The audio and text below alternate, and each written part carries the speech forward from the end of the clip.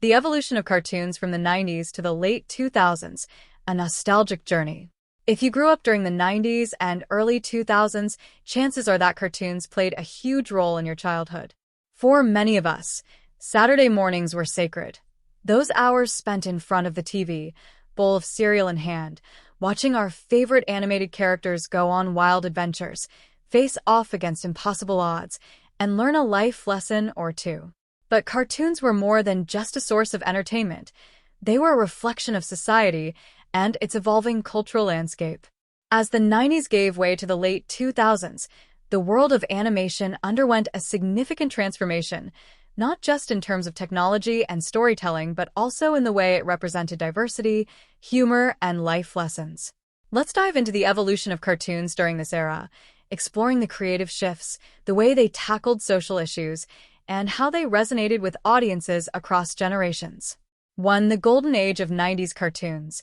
Bold, imaginative, and unapologetically weird.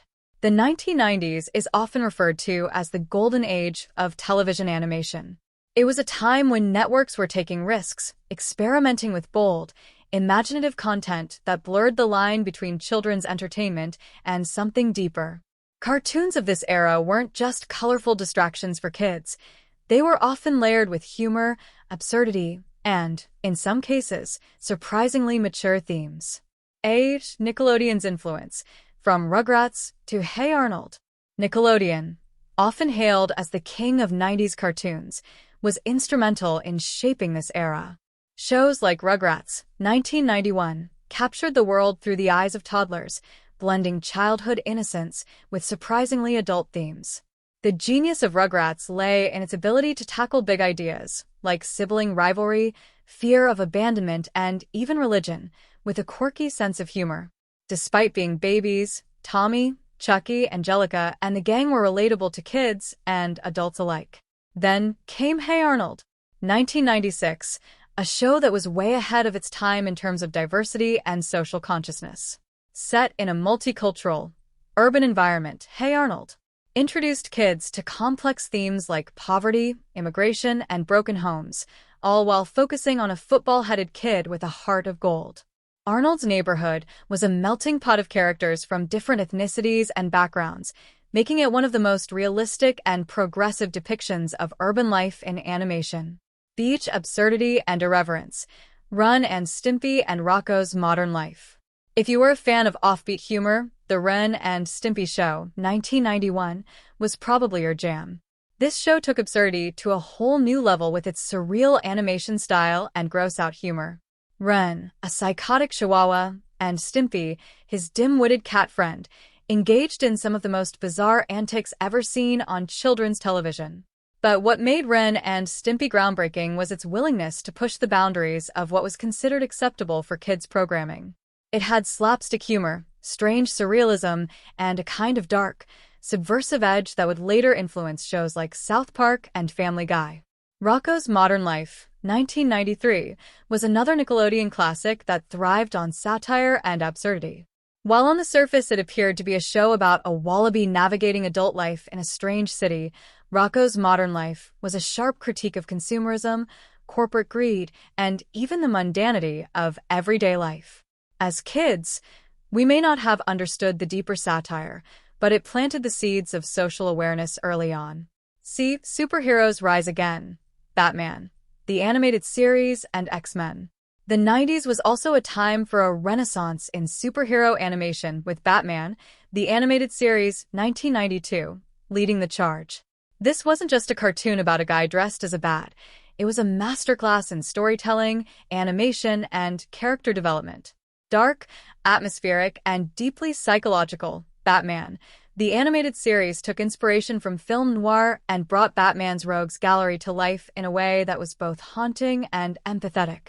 Villains like Mr. Freeze and Two-Face weren't just evil for the sake of it. They had tragic backstories that made them complex characters rather than just obstacles for Batman to punch through. Around the same time, X-Men, the animated series, 1992, gave us a superhero team that wasn't just fighting bad guys. They were fighting for acceptance. The X-Men, with their powers representing various social outcasts, were a metaphor for marginalized groups in society.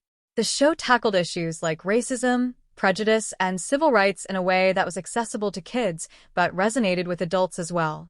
It was another example of how 90s cartoons weren't afraid to address heavy, real-world issues under the guise of entertainment. 2. Early 2000s, the era of silliness and substance. As the calendar flipped to the 2000s, cartoons began to shift in both style and substance. With advancements in animation technology and a growing awareness of societal issues, cartoons of the early 2000s straddled the line between silly and substantial, blending slapstick humor with surprisingly deep narratives. A. SpongeBob SquarePants, the king of surreal comedy. One of the most iconic cartoons to emerge from the early 2000s was SpongeBob SquarePants, 1999. At first glance, SpongeBob appeared to be just a goofy show about a talking sponge who lives in a pineapple under the sea. But creator Steven Hillenburg infused the show with an offbeat sense of humor and subtle messages about friendship, work ethic, and optimism. SpongeBob's relentless positivity contrasted hilariously with Squidward's perpetual cynicism and Mr. Krabs' greedy ways, making it a show that appealed to both kids and adults. What made SpongeBob truly special was its absurdity. The humor was random and unpredictable, and the animation often took a surreal turn. But underneath the silliness were relatable themes about growing up, feeling out of place, and finding happiness in the small things. It's no wonder that SpongeBob became a cultural phenomenon, spawning memes, movies, and merchandise that continue to be relevant even 2 decades later. B. Samurai Jack. Artistry meets minimalism. In stark contrast to the zany world of SpongeBob was Samurai Jack, 2001, an action-packed, visually stunning cartoon that leaned heavily on minimalism and artistry. Created by Genndy Tartakovsky, Samurai Jack followed a lone samurai trapped in a dystopian future, battling his way through various foes in search of a way back to the past. What sets Samurai Jack apart was its unique animation style. Each episode felt like a moving painting, with long stretches of silence, dramatic landscapes, and minimal dialogue. The show was a meditation on loneliness, honor, and the timeless battle between good and evil. Its mature themes and cinematic approach to storytelling were rare for children's animation at the time, making it a beloved series for both kids and adults alike. C's diversity and representation, The Proud Family and Avatar, The Last Airbender. As the 2000s progressed, cartoons began to emphasize diversity and representation in more meaningful ways. The Proud Family, 2001, was one of the first animated shows to feature a predominantly African-American cast, centering on the life of Penny Proud and her hilarious, loving, and sometimes over-the-top family. The show dealt with cultural identity, family dynamics, and the challenges of adolescence, all while showcasing Black culture in a positive and authentic way. It was a groundbreaking series that opened the door for more representation in children's animation. Perhaps one of the most celebrated cartoons of the early 2000s was Avatar, The Last Airbender, 2005. Set in a fantastical world inspired by Asian cultures, Avatar followed Aang, the last Airbender, on his journey to defeat the Fire Nation and bring peace to the world. What made Avatar so special was its deep mythology, complex characters, and themes of war, peace, destiny, and forgiveness. It tackled heavy issues like genocide, colonialism, and spirituality in a way that was accessible to younger audiences, without sacrificing the emotional depth needed to resonate with older viewers. Avatar, The Last Airbender was also a huge leap forward in terms of representation, with a cast of characters that reflected different races, cultures, and philosophies. It set a new standard for animated storytelling, blending Eastern and Western influences in a way that felt fresh and inclusive. 3. Late 2000s, the age of meta-humor and social awareness. By the late 2000s, the world of animation had evolved even further, with cartoons beginning to embrace meta-humor, social awareness, and more sophisticated storytelling techniques. Shows were no longer just for kids. They were becoming a cultural phenomenon that appealed to all ages. 8. The rise of meta-humor, Phineas and Ferb and the Fairly OddParents. Cartoons in the late 2000s began to lean heavily into meta-humor, breaking the fourth wall, and playing with the conventions of storytelling. Phineas and Ferb, 2007, was a prime example of this trend. The show followed two stepbrothers as they embarked on increasingly outrageous summer adventures, all while their sister Candace tried to expose them to their mom. But the beauty of Phineas and Ferb lay in its self-awareness. The characters frequently acknowledged the absurdity of their situation, and the show's musical numbers and recurring gags became a signature feature. The Fairly OddParents, 2001, was another show that thrived on meta-humor.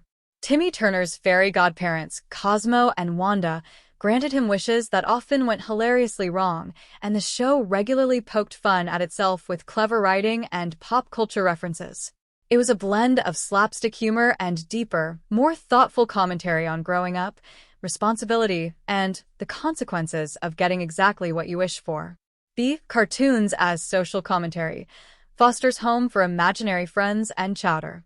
As animation continued to evolve, shows began to tackle issues like friendship, belonging, and individuality in more nuanced ways.